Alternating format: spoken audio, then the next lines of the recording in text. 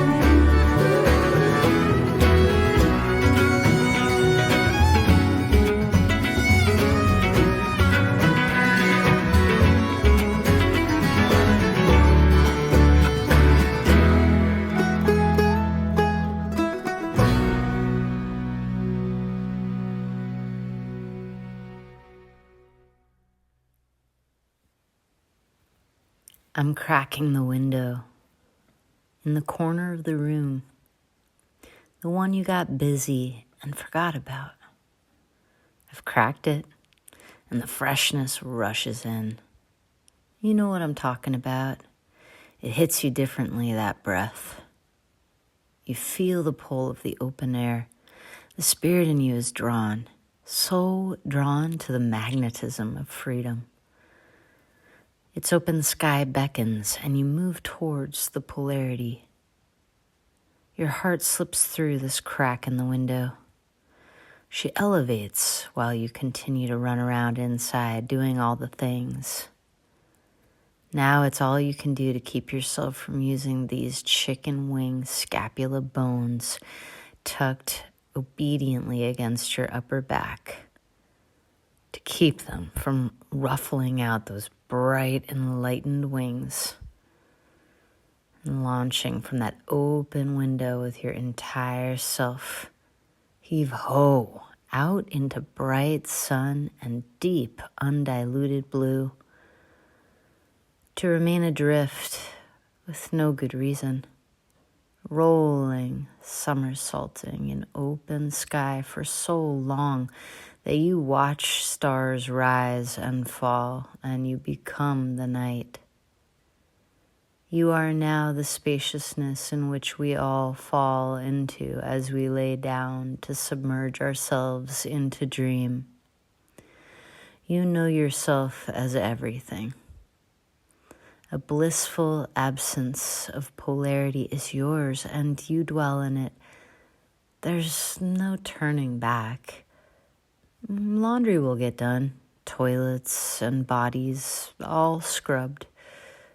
All the taking care is still covered.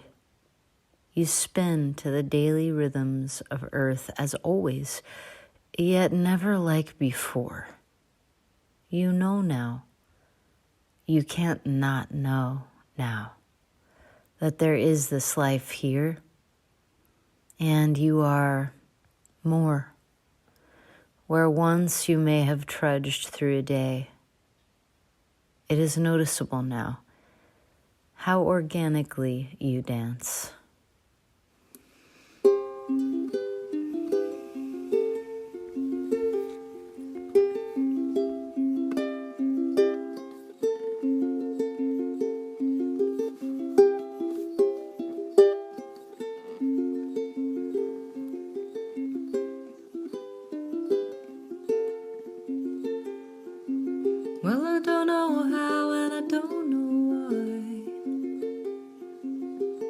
something's living, you can't say die.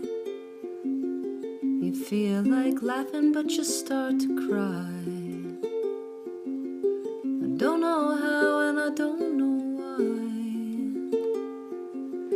I don't have many and I don't have much. In fact, I don't have any, but I've got enough. 'Cause I know those eyes and I know that touch. I don't have many and I don't have much. Oh, darling, my heart's on fire. Oh, darling, my heart's on fire. Oh, darling, my heart's on fire for you. I don't know where and I don't know when.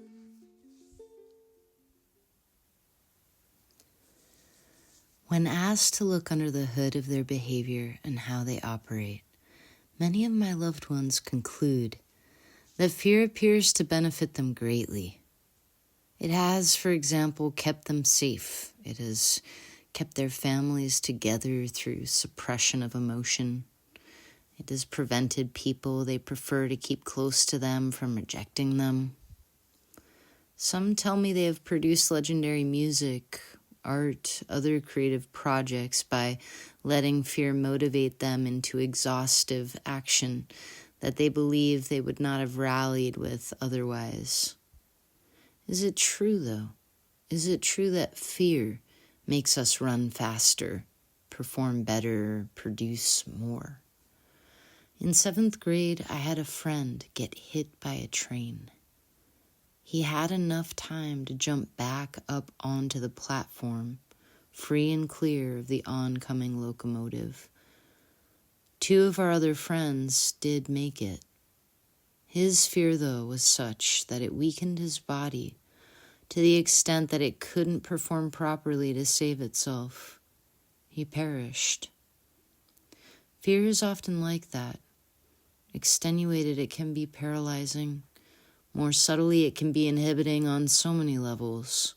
It blocks organic flow, shuts down access to what feels like magic. At best, it can make us feel high with adrenaline. This release can become so addictive. I have known some, including myself at times, to become so hooked on the drug of thrill that we lose track of life's more simple and elegant delights, its quieter intimacies. But what of fear's accomplishments, say my loved ones, as they review their own inner dynamics? I say it isn't fear that deserves that credit. It's the creative impulse that is at times so potent, it is able to signal amidst and even in spite of that fog of trepidation. That is heroic stuff. Let's not give to fear the credit that belongs to love, to our organic, very powerful natures. If you appear to be benefiting amidst a practice of fear, just imagine how much more magnificence could manifest when fear is released and all your unfettered love is flowing, a vast river through you. Hallelujah, hallelujah,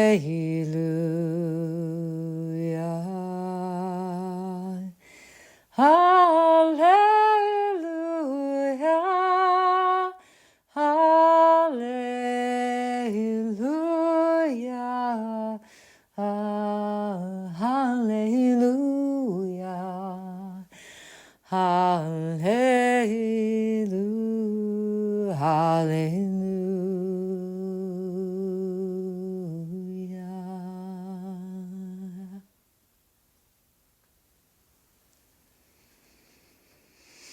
I'm noticing that a lot of people seem really excited to be angry these days.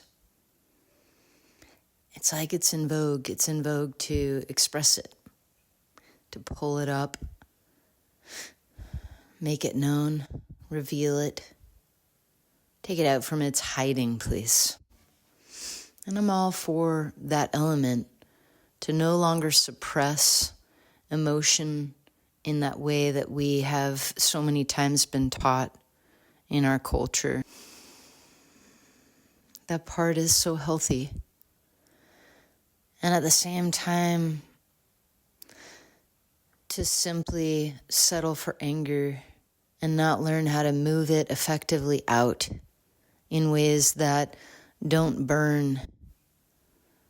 A flame can warm, although a flame thrown at someone is a whole other thing. What is it to simply burn it off, to move and transform the energy from substance into gas, into light? Let's move and transform this anger. Let's express it in ways that are healthy and safe so that we can love again. Anger is not love.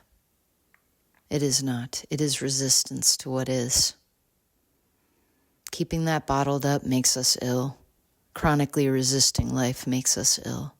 Expressing that resistance in a way that moves it and shifts it and releases, digests, expresses it, lets go of it. That is redemptive, transformative, resurrective. Join me in that. Hey,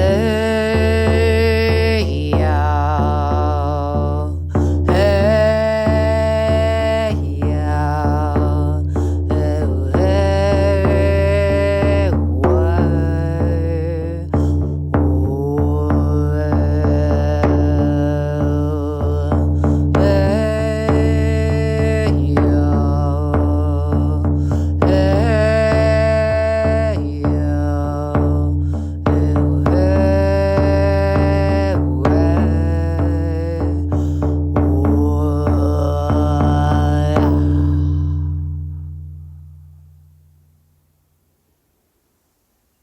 When you truly burn the anger off, it is a kiln. It is a fire so bright. It doesn't pacify the way that so many of us like to say, like to think. It doesn't pacify us. It intensifies us. It actually sharpens the blade. It chisels it in that heat. It is a blacksmith's forge. And that spear becomes so sharp, the spear of truth, that no violence is needed as we sever all of our illusions, as we seek to rectify what truly works in this world.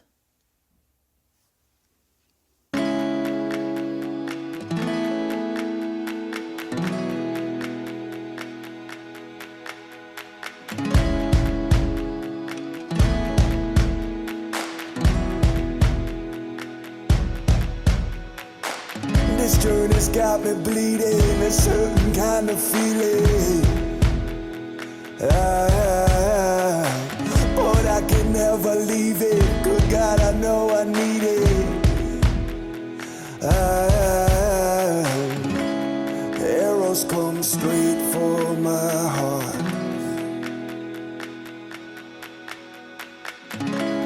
Arrows come straight for my heart. I thought I'd never face it, and now it stripped me naked. Here standing in the open, I thought I missed the omen. Arrows come straight for my heart. Arrows come straight for my heart.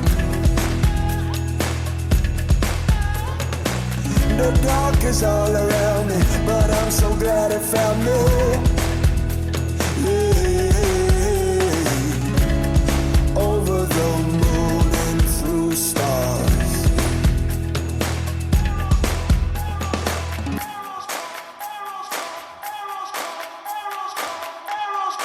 Arrows come straight for my heart.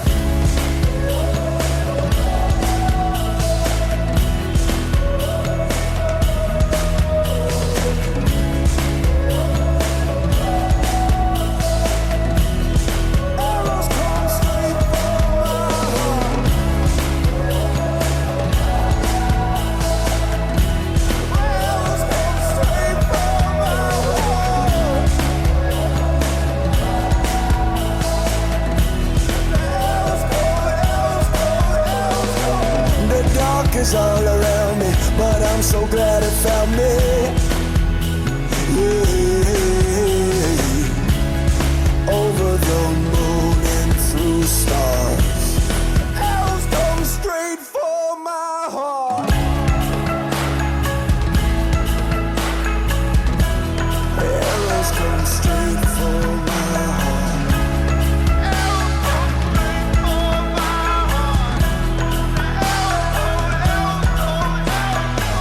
The dark is all around me, but I'm so glad it found me. Yeah. Over the moon and through stars.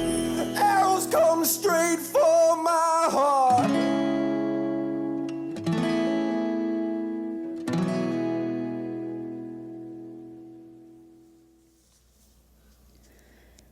Do you want to know how to quit suffering? I'm going to give you the method that I was taught. It's a straight shot up the mountain. No twists and turns. And it's apparently not for everybody. Some of us like more of a meander. I was tired of meandering. I wanted the straight shot. So grab a pencil if you're at all interested, piece of paper, and write this down. My suffering is my own creation. Pain is a part of life, yes. Although write down, my suffering is my own creation. It's my responsibility. Addiction is the only cause of suffering. What am I addictively demanding be different about this now of my life than it is?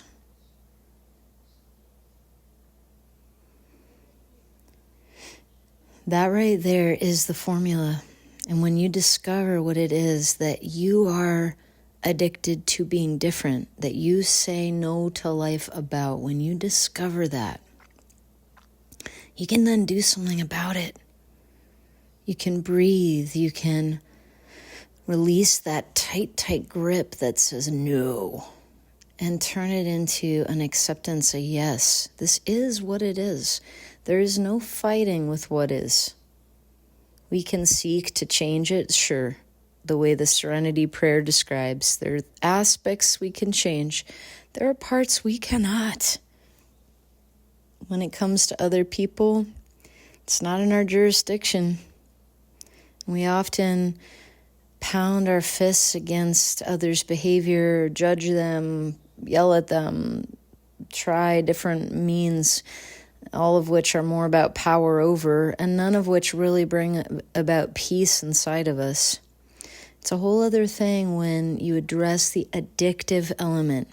It doesn't mean you quit wanting things to be different. That's not the issue and what needs remedy. It's this feeling inside that it has to be, and the Darth Vader comes out in us. That is the part that can be worked with. I am addictively demanding that fill in the blank about life be different than it is in order for me to be okay. And the truth is, you don't need anything on the outside of yourself in order to claim your deepest peace. That is something that comes from deep inside of us. It's a wellspring. And it can be accessed even in the most horrific of circumstances. It's not likely for us to access it in hard times if we are not practicing accessing it in lesser hard times, in easier times. So practice with me.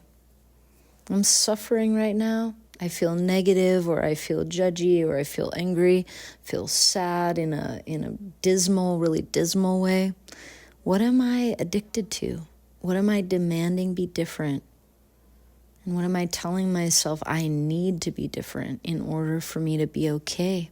And then just play with realizing you don't need it to be different in order to be okay. You are bigger than that. You are a massive mystery, a spirit that is so self-resourcing, that has so much access to the deepest love from the one that made us. It's not about religion. It's not about that. It's about the universal principle of love, the truth of love, that is at our bones. It's on that quantum level what we are made of. Our hearts prove it to us. Look at how they beat endlessly, even when we treat them poorly, even when we don't eat well, or we're stressed to the sky, or we feel as though we've broken in half over a loss.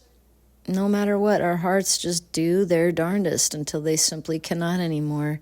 They just are devoted in that way that the force of the primal force of life is wired to be. That is that unconditionality of presence that's at the root of all of us, all beings and all things. The grand presence. You can tap that no matter where you're at, no matter what's going on.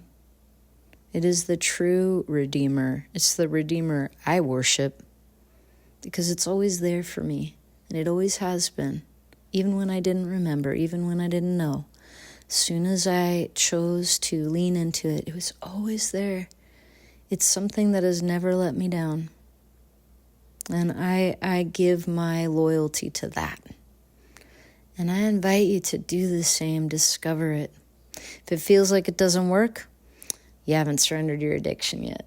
Your mind is still trying to bargain. I'll keep a little tiny bit of this and I'll have my peace too. No. Gotta hand that part over, that illusion over. It's an illusion that you need life to be different than it is in order to be okay in your deepest spirit self. Not true. Play with it.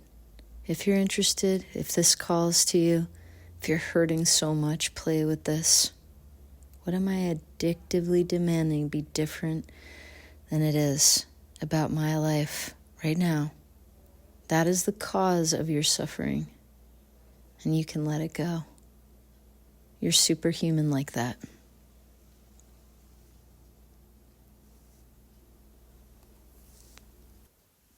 I call to you.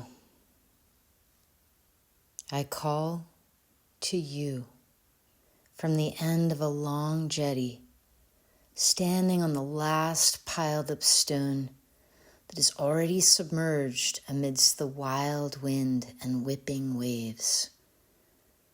I am here, steady in and above these raw forces. Step toward these edges, come, meet me. Keep your gaze in my gaze. It will speak the things it needs to say in order for you to remember how to walk amidst the water past the depths of restless mind you never thought you could swim amidst and live to see an outcome. Stay here in this gaze that contains within it the presence that can be touched by nothing of these rapacious thoughts, these gales of emotion you always believed could take you. They only took you, my love. They only ever took you. They only ever existed to begin with because you let them.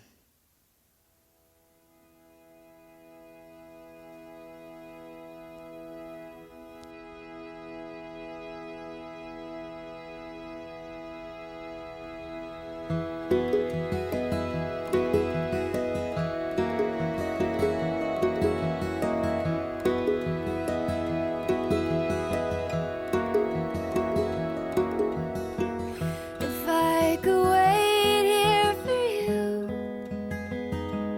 without hope or knowing what to do, watch the light fade away without fear or knowing what to say, cry the tears from my eyes, leave me here long enough to realize, where is love now? Where is love now? Out here in the dark.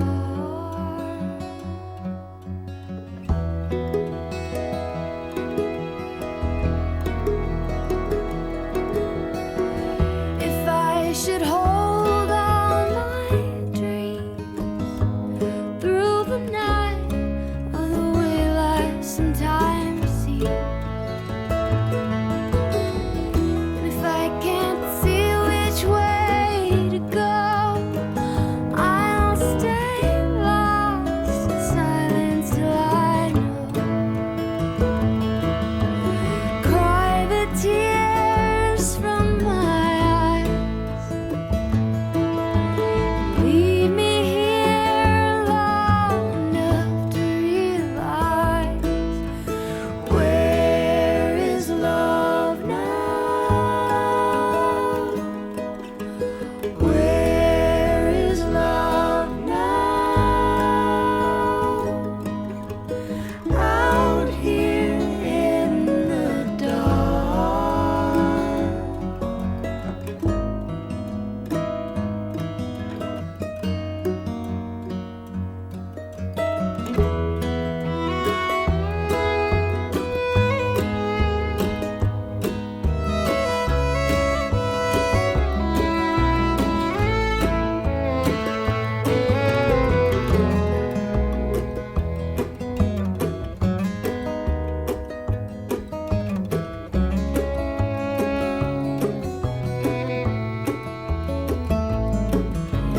Cry the tears from my eyes, and leave me here long enough to realize, where is love now? Where is love now? Where is love now? Where